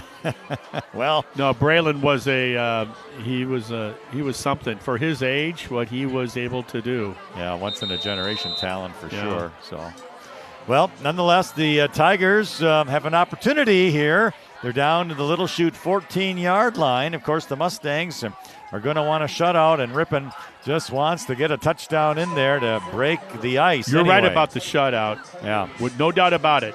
A defense once when they smell blood here on a shutout, they want it.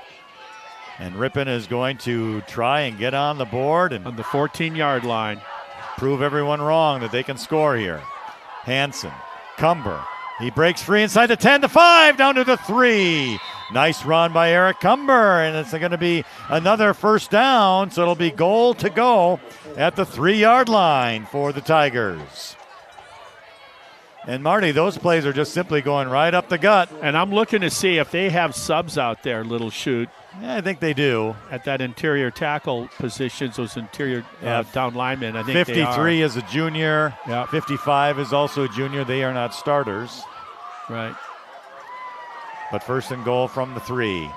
Hansen to Cumber. Oh, he gets tackled from behind. Once again, the snap at the feet. There's probably a half dozen shotgun snaps tonight where Hansen has had to go down to his feet to get the ball. And the problem with that is, he maintains control, Hansen, but it throws the timing of the play off, or the play off totally, and that's what happens. He was caught from behind by James Thiel. Because of that low snap, it throws that timing off, and the running back has to wait a half second to get the ball. Okay, a loss of 2, 2nd and goal from the 5. Back to pass. Hansen Wide around the open. middle, wide open. Oh, nice defense there by William Gofford to knock it down. Late on the pass. He was open immediately. Throw it. You let him run another 2 strides parallel to the line of scrimmage, which allowed that safety to close. And close he did. The junior William Gofford knocked it down. So now it's 3rd and goal from the 5-yard line. It was there. It was Yeah, it there. was, yep. But you got to execute the play quicker. And we've seen that play before. Oh, yeah. Oftentimes by Dylan Martina. Yeah. All right, 3rd and goal. 2 receivers wide to the left. Hansen awaits the snap. Cumber in motion, gets the screen, catches it, but he's immediately tackled at the 5-yard line, so that play didn't work either. Yeah, the problem with that is they're going to account for number 4. Every time he's gone out to the flat, with the exception of once late in the first half, they have accounted for Eric Cumber, every time. And that's another loss of a yard, so that'll make it 4th down now from the 6-yard line. So this is Ripon's best opportunity here to score on this drive. They had it at the 3, but the first 3 plays have resulted in losses. So now it's 4th and goal from the 6. Left hash mark is the ball. And Hansen back to pass, and he's looking, going to try and throw to Cumber on the right side, but his fall's incomplete, and it'll be a turnover on downs. And Little Chute will get the ball at their own 6-yard line. Well, certainly Ripon's best offensive effort here in the 4th quarter of the game on the running clock. Came up just short. Came down to execution.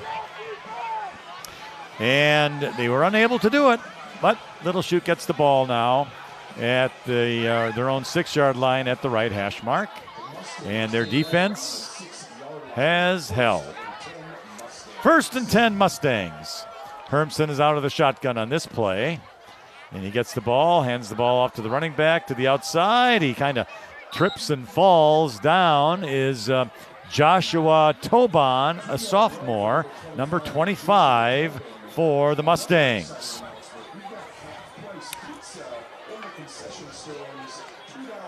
This Little Chute team, as Marty has mentioned earlier, full of juniors. Now some sophomores seeing some activity, so I expect next season they will be good as well. New quarterback now, Matthew Peters, number 8. He is a junior coming into the game for Little Chute. And Peters will be out of the shotgun on the 2nd down and 8. Low snap. And what do we have? A penalty marker movement down? Yeah, probably against the Mustangs. Might have moved a little early. There's the flag. They blew the whistle, Marty, with no flag. Speaking of which, we really haven't seen flags tonight. No, not tonight at all. Is that? No, it's like the second penalty. Maybe? Ironically, to start the game, we were offsides That's on right. the kickoff. Yeah. Otherwise, and then on a return by the Mustangs, it was illegal. It was a hold. Cost them 30 yards in field position on their first offensive possession. But it didn't hurt them, though. That's when they got their first score on that drive, going over the top for over a 30-yard pass. All right. With the penalty, makes it 2nd down and about 13 for the Mustangs. Boy, given a lot of yards. They're given 11, 12 yards from the line of scrimmage. And here's a hand. Oh, it could be a safety, and it is for the Tigers. Braden Dudzinski got the running back who tried to go left into the end zone, and the Tigers are on the board with a safety by Braden Dudzinski. So that would have been, what were the odds in Vegas on that? That the first points in the playoff game by Ripon would be by the defense. Well, it was a little counter play the way it looked, and Dudzinski was able to get through the line, get him in the end zone, and Marty, you know he wasn't going to let go. No, I've seen him with a pork chop at lunch at work at Lasonia this last summer. He's got the claw for sure. Good for that senior. Yep, good job. He's had a great season, no doubt about it. The real leader of that defense for Ripon. And obviously, you're very disappointed, and looking at the scoreboard and realizing it wasn't your best It wasn't you didn't bring your best as a team tonight, Ripon, but at the same time, Little Chute dictated the whole pace of the game down in the trenches, and that's where the game was won and lost tonight. By the way, the offensive and defensive lines for Little Chute were able to control the game. All right, so Little Chute will punt or kick off, depending on what they choose to do. Oh, shout out to Rube Yankee. Hey, Rube. Say hi to your other half, too. He's a longtime viewer and listener. So it looks like Little Chute will put the ball on the tee to kick off to Ripon. And with 6:36 remaining in the fourth quarter, it is now Little Chute 40 and Ripon 2. Now I like how far back these Ripon guys are. It seems about the right distance to me. Let's see what happens. And it's a nice kick taken And at the they can catch 35-yard line. Right on a line drive. 45 midfield, and making the turn is Brody Lietzau into Little Chute territory. So the Tigers will get the ball at the Little Chute 49. First down, make that 48, looks like. First down and 10. With just over 6 minutes remaining in this game, can the Ripon offense put points on the board before they get back on the bus and head south on 41? They had a nice drive there down to the 3, but they had 4 chances and could not get the ball into the end zone. Looks like a new quarterback. It's Nelson. Jackson Nelson. He's got it. Here's Cumber. 45 down to the 42 before he goes down. And a nice gain that time by Eric Cumber. We'll call it 6. Second down 4 coming up for Ripon. Good move getting Nelson in. It's important he has this experience. He'll be the starting quarterback next year. You certainly would anticipate that. So give him a chance here under the lights in a playoff game as an underclassman. He's out of the shotgun, awaits the snap, another low snap, and the ball comes loose, and it is going to be Little Chute's football at the Ripon 48-yard line, recovered by Charlie Vandenhaven. Well, what are they discussing? Was there a whistle before the play? Well, I think Ripon's going to maintain possession. Yes, You know, Nelson kind of had I it. heard the whistle. I heard a did whistle. ya? Yeah. Okay.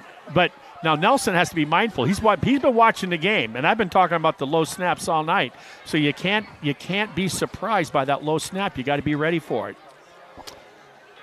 So it will remain Ripon's ball, but you got to be Marty, they're putting it back at the original line of scrimmage, so like the play didn't count. Yeah. Because Does it's that sound second familiar? down 4 again. Does that sound familiar? Yeah, we've had that earlier this season. 32-yard touchdown called back because of inadvertent whistle. All right, well, second down 4, we'll do it again.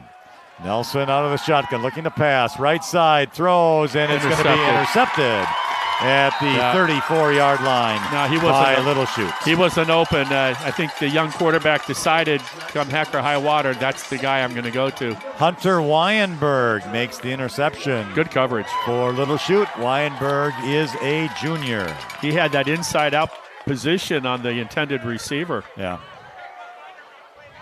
All right, well, with the interception, the ball was returned to the Little Chute 36-yard line, where it will be first down and 10 for the Mustangs. So I believe the Mustangs will move on to play the winner of the Berlin game tonight. And that in itself could be very entertaining. Yeah, absolutely. 2 very good-sized, physical, rushing teams, Little Chute and Berlin, former East Central Conference opponents. Handoff to the running back, and Levi Thompson is right there. And he makes the stop for the Tigers on the running back, Joshua Tobin. It's going to be a loss of 1 yard to the 35 to make it second down and 11. As time rolling on here, 2:45 remaining here in this fourth quarter.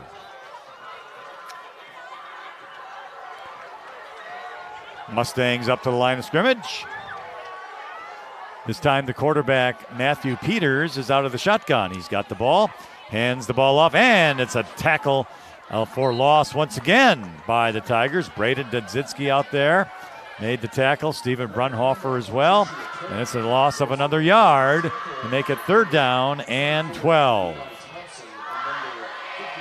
The ball at the Little Chute 34. 2 minutes remaining and counting down.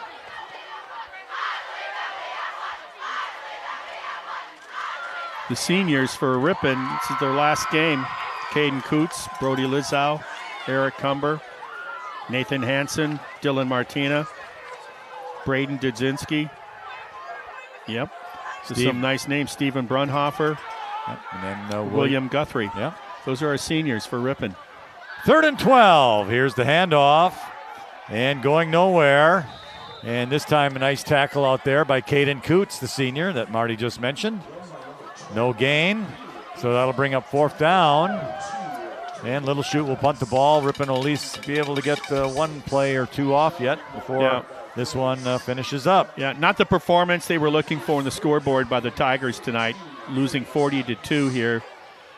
But certainly the seniors that I just talked about got to take a lot of pride in getting this program for Ripon that's been down for so many years back up to respectability with a solid 6-3 record overall on the season, and to make it to a level 1 playoff game. So you got to crawl before you can walk. And Ripon, congratulations to making it to the playoffs for the first time in several years. And I think Little Chute will take a timeout rather than take a penalty. And no, it was going to be it's a penalty. They did not take the timeout, so it's a 5-yard penalty. Coach Andrew Selgrad and his assistants, nice job. I'll tell you, if there's my least enjoyable practice of any sport was absolutely football. I don't care what position it was. If you were the QB, the running back, the linebacker, didn't matter. It was not stimulating. And so a lot of hours, my point being, a lot of hours go into that, a lot of practice hours. And it takes a lot of commitment. And I think the program, in fact, I know the program is now being turned around and going in the right direction. Well, Marty, that's one of the things I was going to ask you, from the start of the season against Laconia to this finish here tonight. What really have we learned about the Ripon Tigers? That winning matters. That they care. It sounds like a simple thing, like, oh, of course, everybody does. No. I mean, football is so physical, unlike any other team sport, that it takes a lot out of you. And it takes a lot of focus, concentration, and commitment. And to get 11 guys to do the right thing at the right time on the snap of the ball is not an easy thing to do. And I think that what Ripon was able to do, we came away from that Laconia game saying they look like a football team. Right. As silly as that sounds, they hadn't looked like a football team for quite a few years. Right. What we take for granted in terms of execution of the fundamentals of the game of football were not being done for quite a few years. That changed, and Ripon now they're a nice team that can play football with a lot of teams they found out this year as that ball goes out of bounds on their own 49-yard line.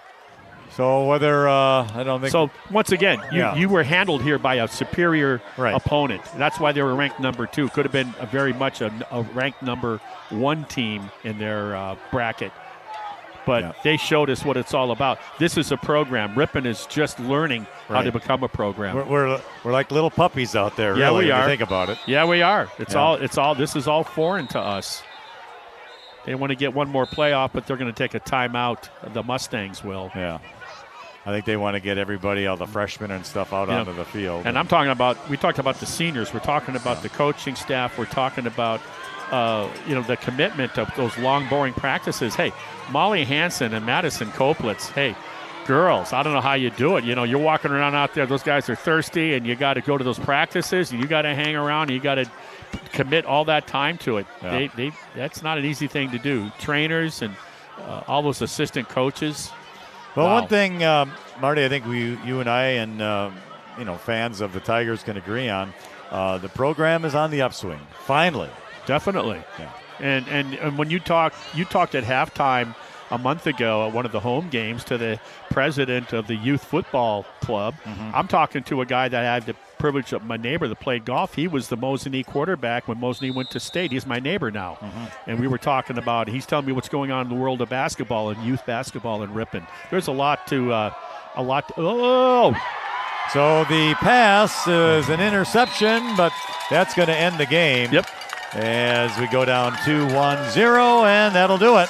Yep. And the final score here tonight is the Little Chute Mustangs 40 and the Ripon Tigers 2.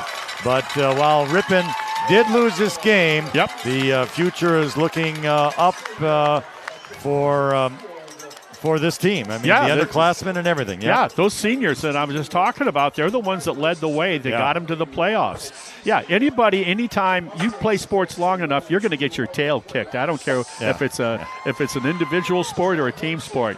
And it's a lot more fun to be on the team that has the 40 and not the other team with the 2. But you know what? You don't get to pick your own score. You have to earn it on the field.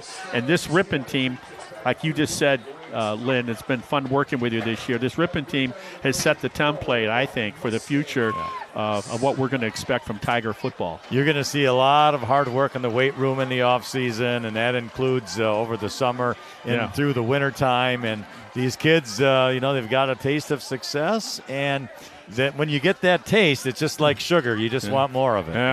It's a good way to it's a good way to conclude the way we saw this game tonight. That Ripon take a lot of pride in getting to this level because it's been too many years. Absolutely. And now that's the first step. Maybe next year there's a lot of kids coming back for these Ripon Tigers under the guidance of Coach Selgrad and see if they can take it to the next level with a win. All right, with the loss, the Tigers finished the season with 6 wins and 4 losses.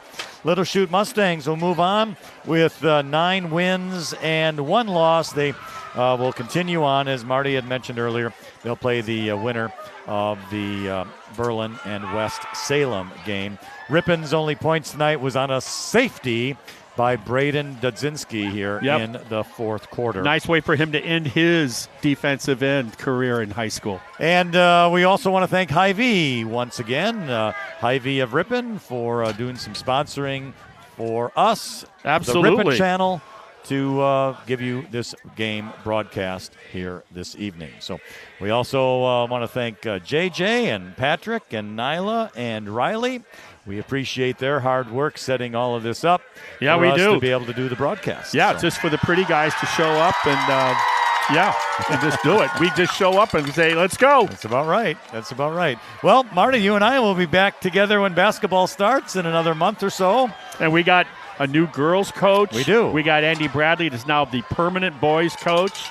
And there's a lot of optimism. Yeah, they're young, but a lot of optimism on these 2 programs as well with some nice young coaches. We have a good time together, don't we? Indeed. We do. If we get paid for this. I know.